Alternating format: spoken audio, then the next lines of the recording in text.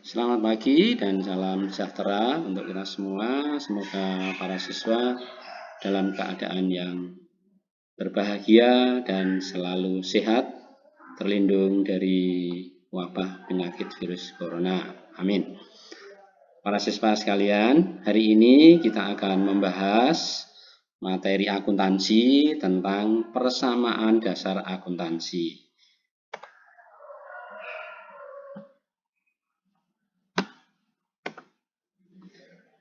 Yang pertama, kita akan pahami dulu tentang pengertian persamaan dasar akuntansi.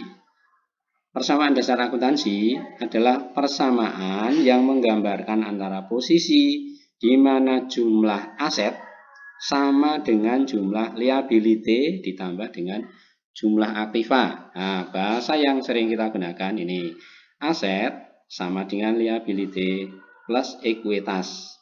Atau yang umum sering kita gunakan juga, harta yaitu aset sama dengan utang ditambah modal. Ini menjadi rumusan baku dalam konsep persamaan dasar akuntansi. H sama dengan U plus M, gitu ya. Kita lanjut.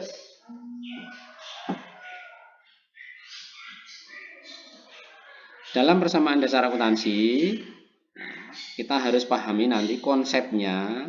Yang pertama itu pengertian dari persamaan dasar dan analisis persamaannya. Kemudian dalam persamaan dasar akuntansi ada proses pencatatan.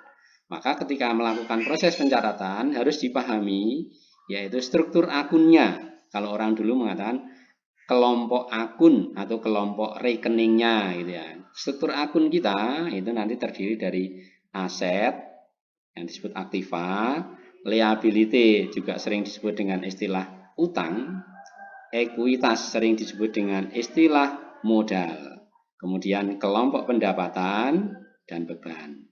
Ini kita sebut struktur akun atau kelompok-kelompok akun. Kemudian yang kedua, melakukan analisis transaksi. Yang ketiga, melaporkan. Ya, laporannya dalam bentuk apa? Dalam bentuk laporan keuangan.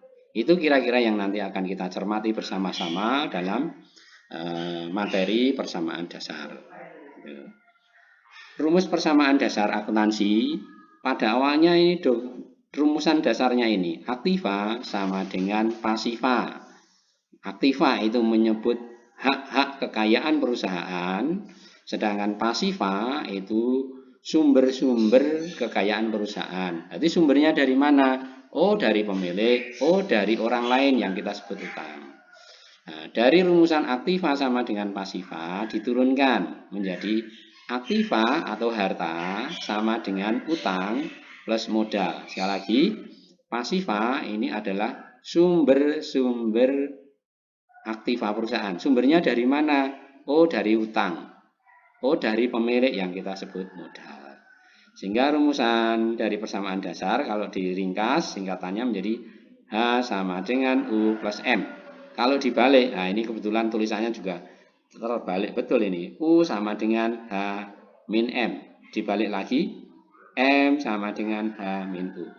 Inilah rumusan dasar dari persamaan akuntansi. Ya.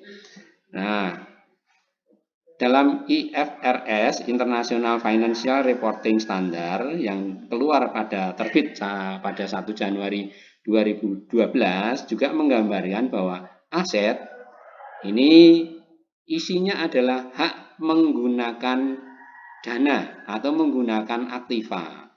Itu akan sama dengan sumber-sumber dananya, yaitu dari liability, yaitu utang, dan ekuitas, yaitu modal. Ini sama konsep dasarnya.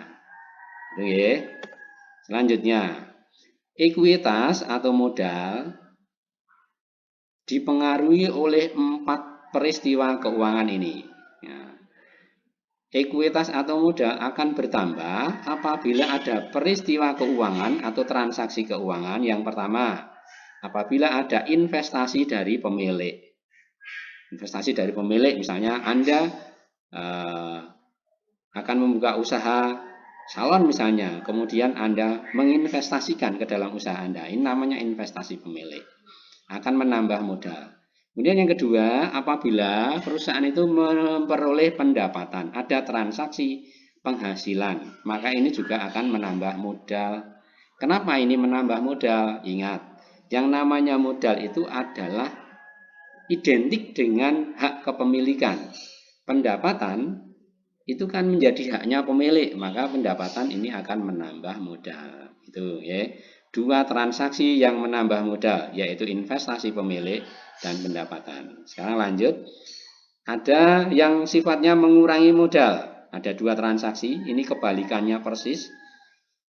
Yaitu yang pertama, pengambilan pribadi pemilik atau sering disebut dengan prive. Mau yang diambil barang, mau yang diambil uang, sama saja. Itu sama mengurangi modal. Kemudian perusahaan atau usaha apabila mengeluarkan beban-beban atau biaya itu bisa dipastikan akan mengurangi modal. Nah, ini sama dengan sebanding terbalik dengan yang menambah dan yang mengurangi. Kalau yang menambah itu investasi, yang mengurangi yang pengambilan pemilik. Yang menambah itu pendapatan, maka yang mengurangi adalah beban atau biaya. Itu ya, ini tolong dipahami secara baik. Jadi 4 transaksi yang mempengaruhi modal, 2 menambah, 2 mengurangi. Itu ya. Kita lanjut. Nah, struktur akun. Akun atau orang dulu menyebut dengan rekening itu digolongkan menjadi 2 golongan besar, yaitu akun real dan akun nominal. Nah, akun real itu terdiri dari aktiva, kelompok utang, kelompok modal. Sekali lagi, kelompok aktiva atau aset, kelompok utang atau liability, kelompok modal atau ekuitas.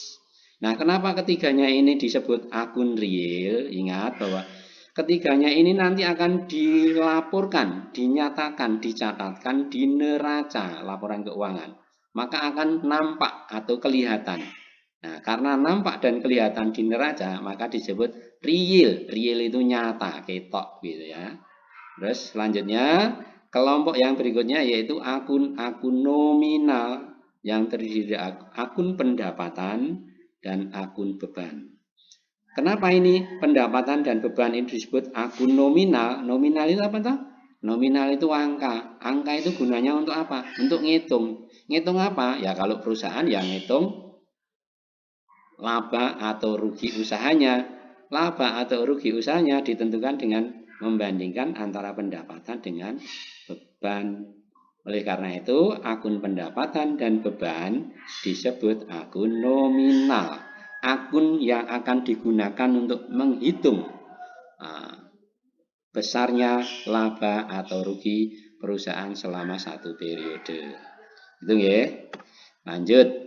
Nah, sekarang pengaruh transaksi keuangan terhadap persamaan dasar akuntansi. Transaksi keuangan itu bisa mempengaruhi pada kelompok aktiva dan kelompok modal. Bisa juga yang kedua, mempengaruhi kelompok aktiva dan kelompok utang. Kemudian yang ketiga, bisa mempengaruhi kelompok aktiva saja. Kita lihat contohnya ya. Kita mulai. Contoh yang pertama. Nah, Saudara Siska memulai usaha salon dengan menginvestasikan uangnya ke dalam usaha salon maksudnya, sebesar 15 juta. Kita cermati baik-baik.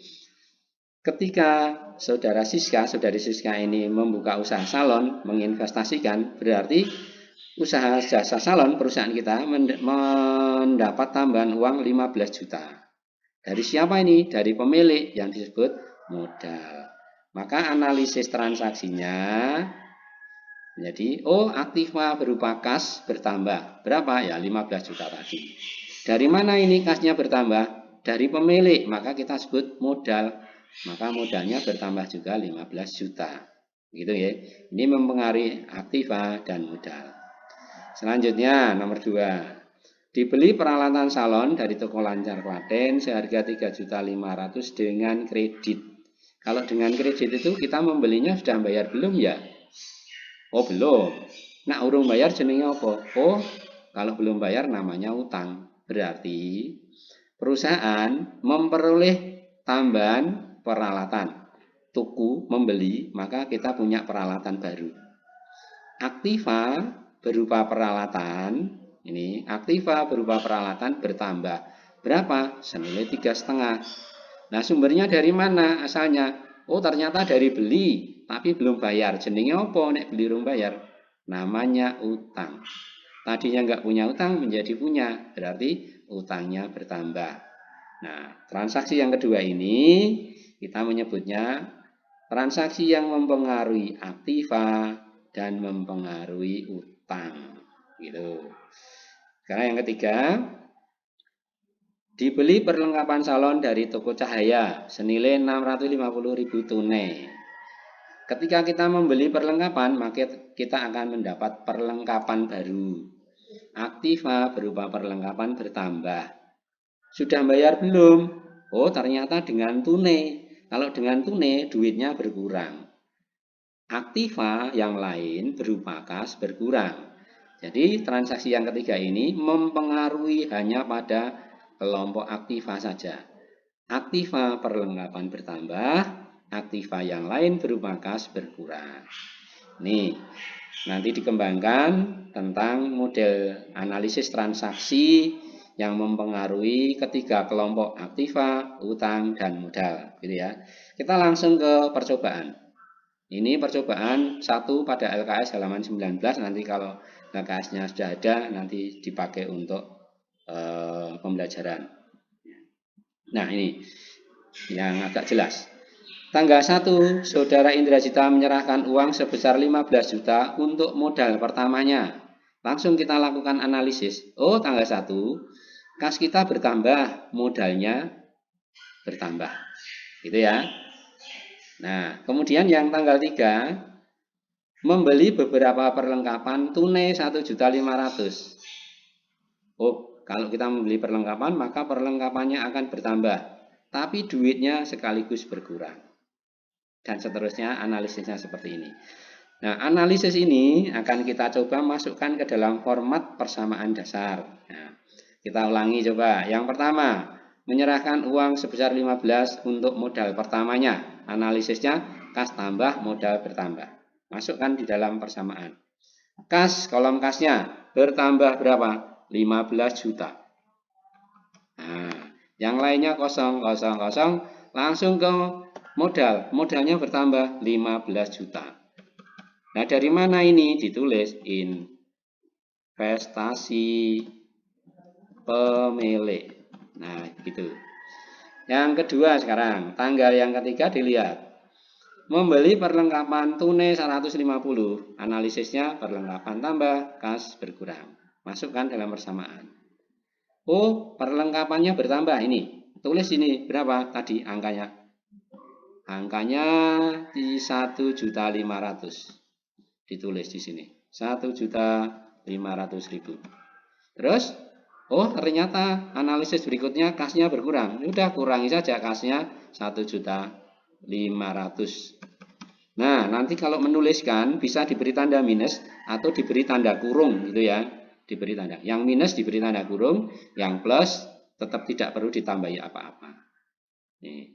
Nah, selanjutnya percobaan dilihat transaksi yang ke-6, tanggal 6 membeli beberapa peralatan kantor 2.500.000 tapi baru dibayar 1 juta, sisanya bulan depan.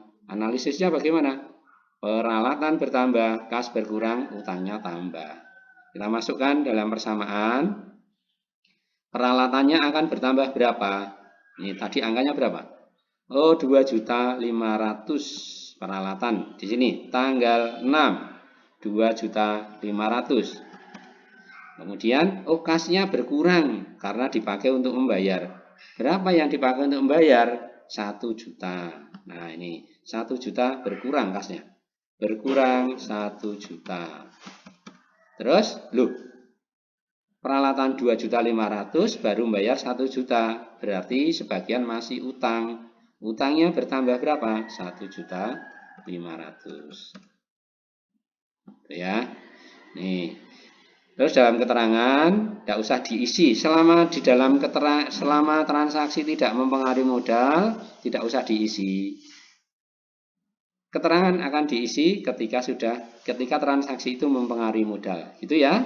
Oke, anak-anak silahkan nanti dilanjutkan dengan berdasarkan transaksi dan analisis ini. Anda melanjutkan persamaan ini. Ini sudah ada tanggalnya, tinggal nanti terakhir di jumlah.